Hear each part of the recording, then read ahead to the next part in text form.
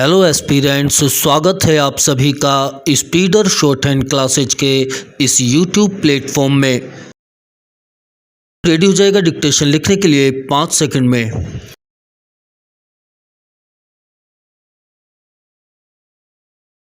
Ready, start.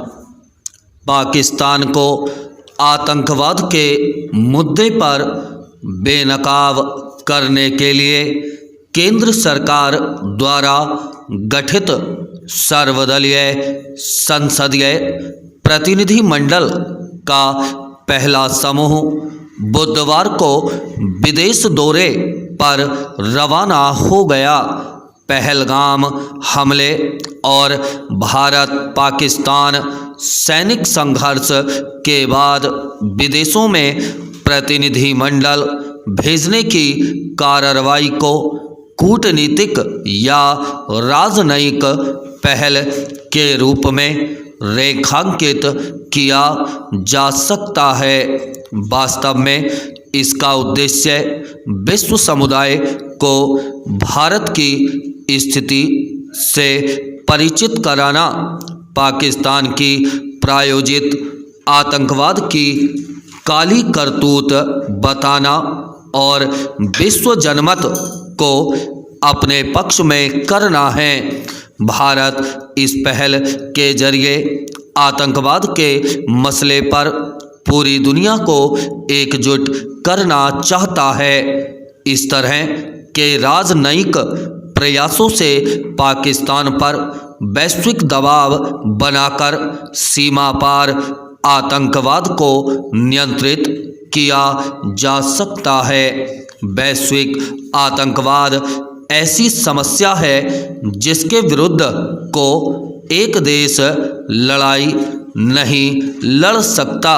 लोगों को याद रखना चाहिए कि 11 सितंबर 2001 को जब अमेरिका के वर्ल्ड ट्रेड सेंटर पर आतंकवादी हमला हुआ था, तब राष्ट्रपति बुश ने आतंकवाद के खिलाफ युद्ध की घोषणा की थी।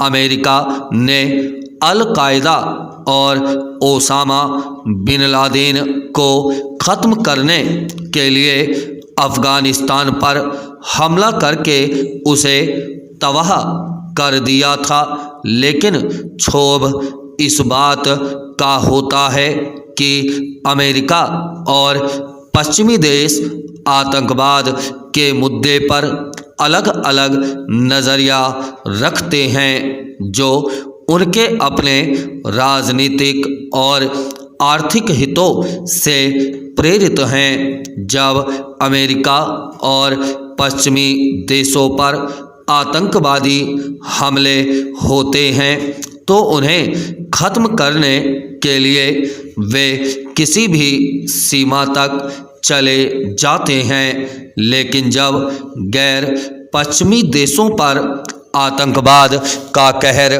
फूटता है तो खामोश हो जाते हैं। भारत 2 दशकों से सीमा पार आतंकवाद से पीड़ित है।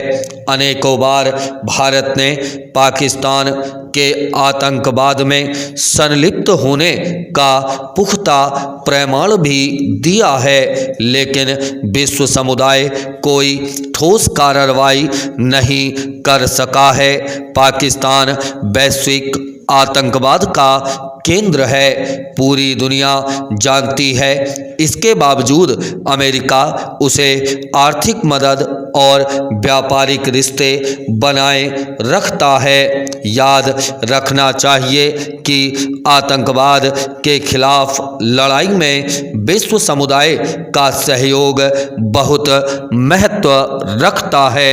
उम्मीद की जानी चाहिए कि भारतीय संसदीय प्रतिनिधिमंडल के विदेश दौरे से अमेरिका और पश्चिमी देश आतंकवाद के विरुद्ध लड़ाई में एकजुटता दिखाएंगे।